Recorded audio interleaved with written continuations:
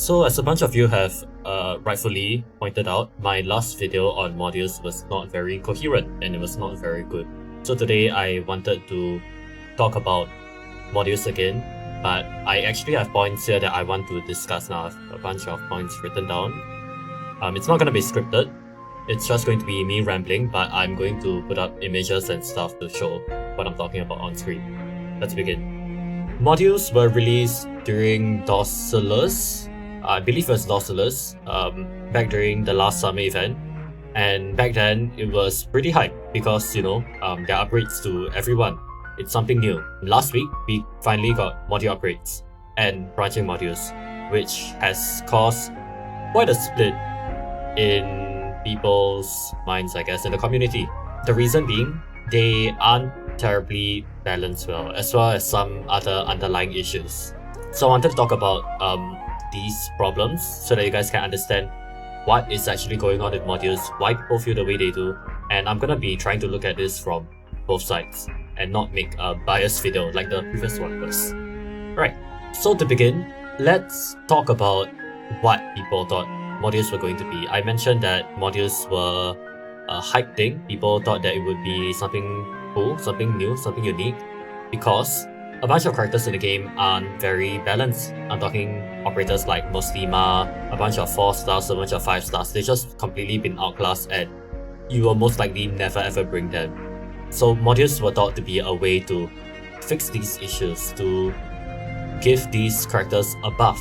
However, HG ended up giving modules to every single character, and with that means that the stronger characters are gonna be better, while even if the worst characters get better, they are still being outshined by the better operators. Because of that, over the course of these 6 months, you can definitely see some people already talking about the issue. I believe Dio's Opinions podcast talked about this in length. Modules suck. But why? Modules are a awful half measure for buffs. I agree. I don't think that it is very good because, well, it just makes the power gap even bigger. I'm talking stuff like Bagpipe getting Reed's skill 2, refunding all the costs, and straight up just getting better stats to deal even more damage, while stuff like, well, the aforementioned Reed don't really get very strong boosts that make them more usable.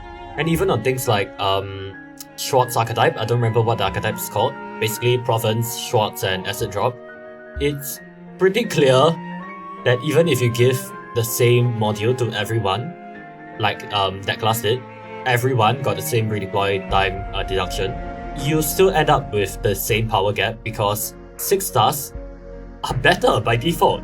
So they are going to benefit more from buffs. Now, obviously 6 stars are supposed to be stronger, like there's nothing wrong with that. Higher rarity is obviously going to be better. But the problem here is that the power gap keeps increasing to the point that there isn't really a point to use stuff like Reed anymore. And that's not what I want to see in Arknights personally. While it may be true for other gacha games, Arknights has thus far done very well at keeping all operators having their own niches where you could bring them in a stage and still be good over another 6 star, let's say. Like, maybe it's only one stage where they excel at, but there's at least one stage that they're really good in. And that is slowly being removed with modules. Things like Schwartz module, like I just mentioned, is ridiculously broken.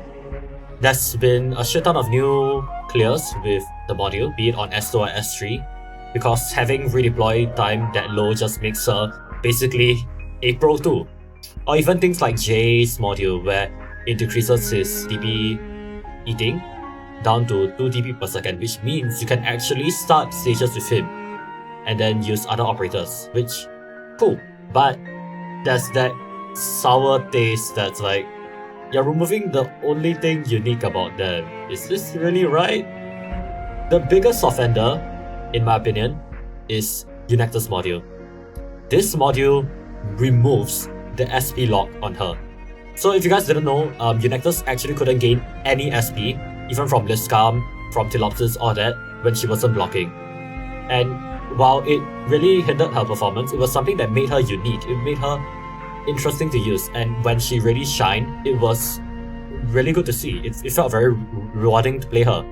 But now with this module, the SP lock is gone. You can use Silopsis, you can use Liskam, and it's just disappointing that this is what they thought of to improve the character.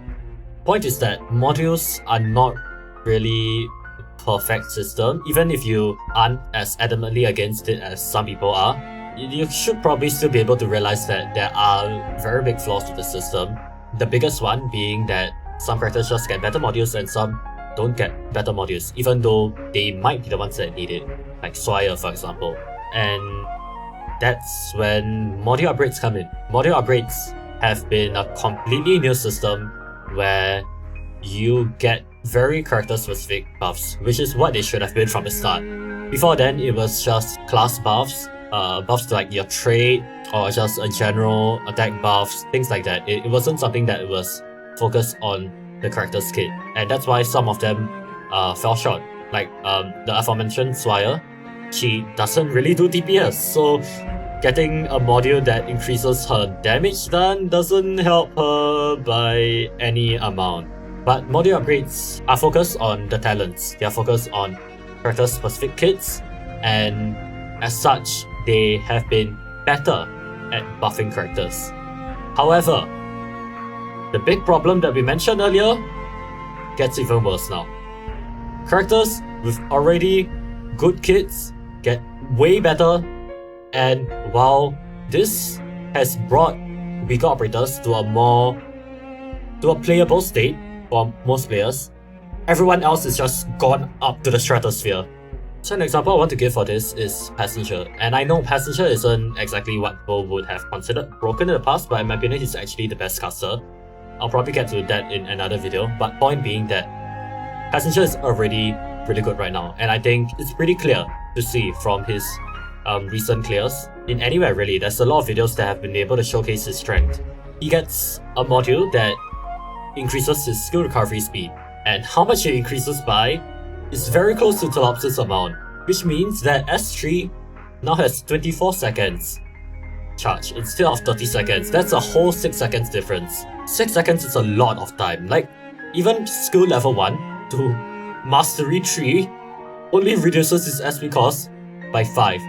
So reducing it by effectively 6 SP is just absolutely fucking insane. And now the argument for him being the best caster just gets even better. Like, he's now gonna be spamming S3 even more and bursting the shit off everyone. And on the other hand, we look at something like Pudding, and Pudding's not a bad operator. Pudding is great, but her module upgrade it's really underwhelming. She just gets 6% extra talent, which is only just attack. There is absolutely nothing else she gets other than a bit of stats, which is fucking maximum health. For the most part, as of right now, we haven't gotten modules for insane operators, so it's hard to really say what this is. It's not clear to guess what this will be like for once the better operators get their modules. The better DPS operators, I should say, get their module. I'm talking stuff like Surtur, Silver Ash, Dawns. But we already have an example of where module power gaps are apparent. To answer the big elephant in the room, yes, I know about Mostima's module, and I also know about Spalter's module. Both of those make their characters insanely strong. I am tempted to say broken, but I'll hold that thought for a while. Basically, Mostima's module gives her S3 99% slow, which is the highest in the game. There's a lower cap of movement speed that enemies can go, but she can basically make any enemy in the game go at that speed. Compared to Suzerain, who, let's say you are slowing Lancers, they wouldn't go at that minimum speed because their speed is high enough to bypass her movement speed reduction. But with Mostima, you basically get a 27 seconds mega slow, plus the shift effectively turns it into a bind by resetting that position each time. And that's pretty fucking insane. And on the other side, we have Spalter, whose module makes her doll insanely broken. Her doll was the biggest, by far, thing that was holding her back. And now it's just stupidly strong. So here's a clip of her on H7-4, killing all of the shield guards with just a doll. You don't even need to use her skills, you just let Patriot kill her over and over again and let her doll do all the work. And it's modules like these where, sure, they're great, but is it a bit too much? When you look at the 5 stars and the 4 stars, they aren't really getting much to help them, and the 6 stars are getting so much that just changes the way you play them completely. Okay, so to clarify, I don't think it's a bad update. While I dislike it, I dislike the changes, I respect the fact that HG has put in so much effort with this. It's obviously something they've been planning for a very long time. From the very beginning when we got modules, we could see that it was stage 1. So we kind of knew further stages to be coming, but the fact that they release everything like this, and they are all unique to the operator, really does show how much work they've put into this. I think for a lot of players, this update has been very exciting because characters are getting all this crazy stuff. It's really it changes the way you play the game, and whether that's good or not is debatable, but the fact is that it is a big change, and the fact is also that it is something that people are excited about naturally. So yeah, I think the update itself is fine. I think them trying out this thing, it makes sense, but the balancing it's not there.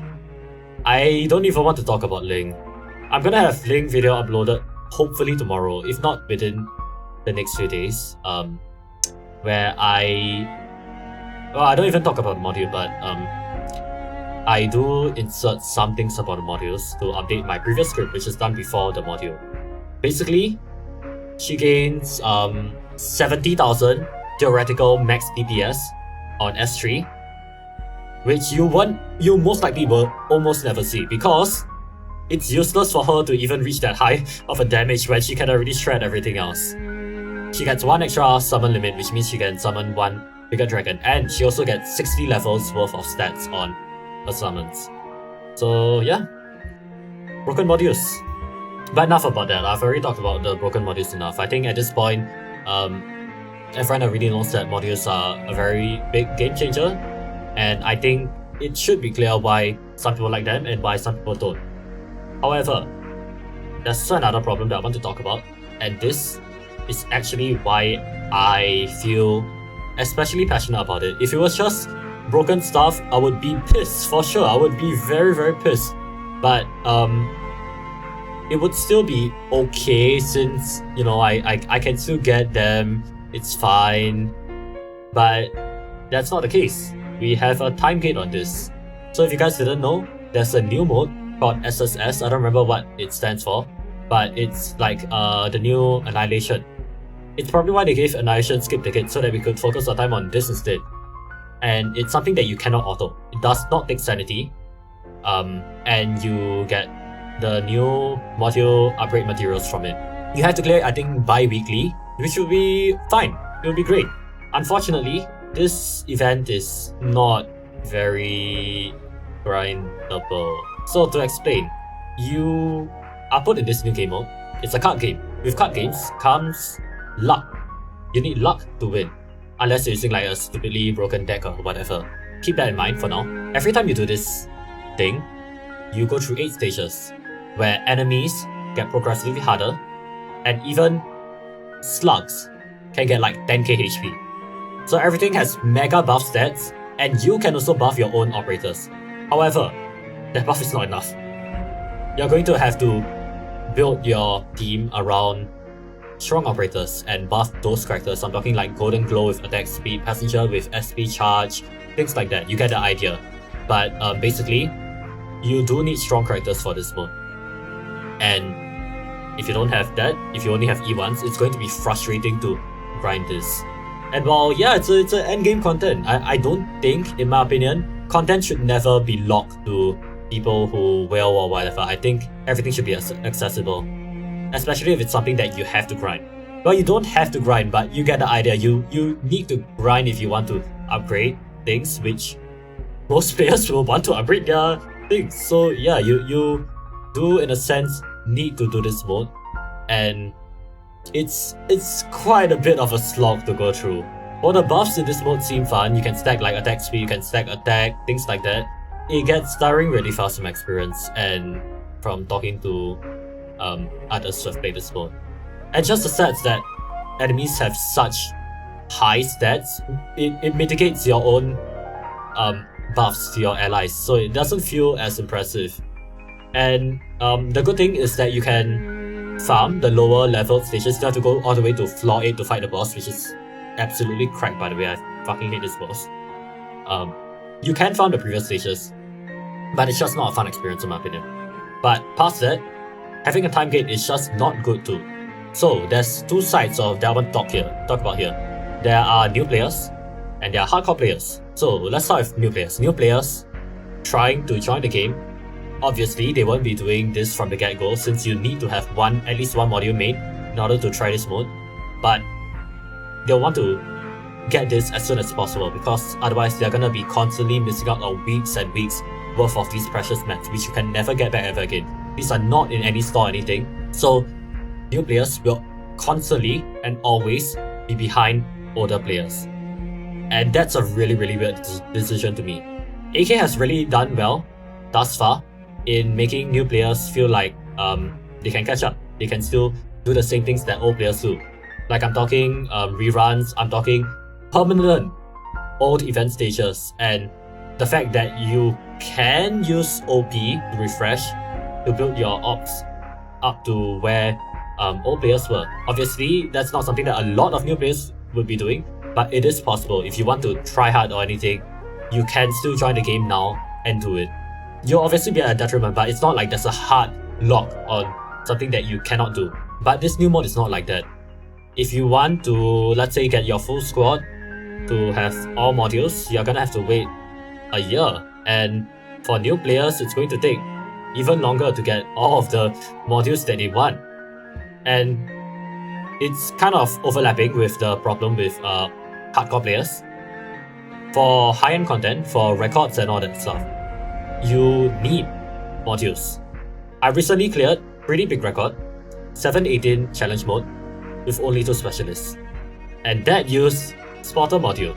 I was lucky to have a friend, as my fellow content creator, who had Spotter maxed out completely with module level 3. But if I didn't, I wouldn't be able to do that. And if you are aiming for like the highest of the highest, if you're aiming for high risk, if you're aiming for max risk, you are most certainly going to need modules to play with the others. And you don't have to chase high risk and all that, but it is fun. It is enjoyable to a lot of people, me included. I always see this thing where it's like, oh, just don't do it, but chasing records is fun. And when you're in a community that also does the same thing, sharing the experience is a big part of it. And when you're actively avoiding this kind of stuff, you kind of have to step away a bit from this experience. Let's say for CC, right now, my Specialist Knights friends in JP are trying high risk. They are doing like risk 26 week 1, which is fucking insane, by the way. And I did not make the modules, or at least I didn't intend to make the modules. I've made them now, but point is that without modules, I cannot play with them. I cannot share the experience I cannot share the joy of chasing high risk together and trying to beat each other. And it's something that obviously not a lot of people will experience, but it is how I enjoy the game.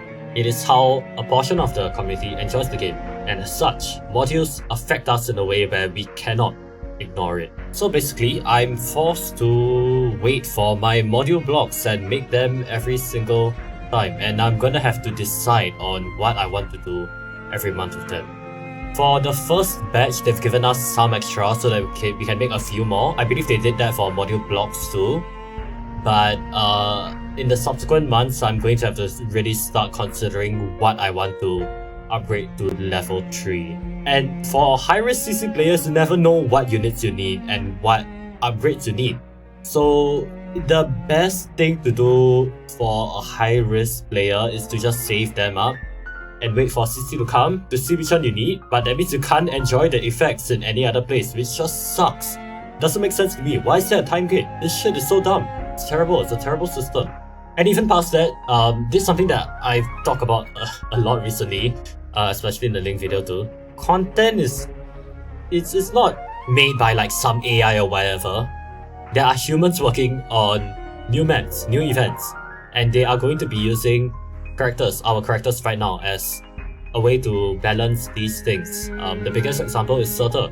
After Surtur came out, we immediately got a rest increase and redeploy time on the next CC. We got Chapter 9 with refraction plus 70 res on every single enemy. And we have seen a lot of different mechanics that try to seemingly nerf her. I'm talking Emperor's Blade and all that stuff. It may not seem obvious at first, but these things will happen. And when they happen, the weaker characters get fucked. When you try to balance content around stronger operators, you end up with things that are too strong for the other characters. And this is especially the case in Chapter 9. Chapter 9 is the worst way that you could have tried to nerf Surtur. Every other arts character can't beat that high of resistance, 70 res. It's only like what, AR, Ifrit that can go through that, and everyone else just kinda just cries and dies. You can't do anything to that. They haven't done that a lot, which thankfully that's good. The way that they've tried to balance, I think, has been pretty interesting so far. I'm talking like Emperor's Blades and all that. It's all about mechanics rather than straight up stats, usually. But there has been examples of this happening. And if this keeps going down the same path, they are going to have to balance around modules, and when that happens, things might take a turn for the worse. I will say, I'm happy with how they handled CC9. If you guys don't know how they did CC9, what they did was that they increased the risk cap all the way up to 39. So risk 18 was not affected at all. In fact, risk 18 is probably the easiest risk 18 ever. But at max risk, things were still challenging for all players, even with all power creep stuff. That's to the point where the max risk was not achieved for like the first time in forever. And it's not like some impossible tag, like let's say 4 squad limit. That one is just straight up not possible for max risk, and you can probably guess why. It is a good, I think they have been making good moves on balancing, although the fear that they could be going downhill after modules is still there. We will have to wait and see. So yeah, that's my thoughts on modules after they've been out for a few days. Basically my thoughts are still the same, but hopefully they're more coherent now. And hopefully you guys can also see where I'm coming from, my dislike for it. You guys don't have to dislike it. I know a lot of you like it, but personally, as someone who likes high-end content, it's frustrating to see the game turn down this path. It's a gacha game and whatever, I know I have to expect this, but it's sad that that's the expectations. Why can't HG be better? Why does HG have to fuck up their balance like other games do? It's unfortunate. So yeah, that's it. Thanks for watching and goodbye.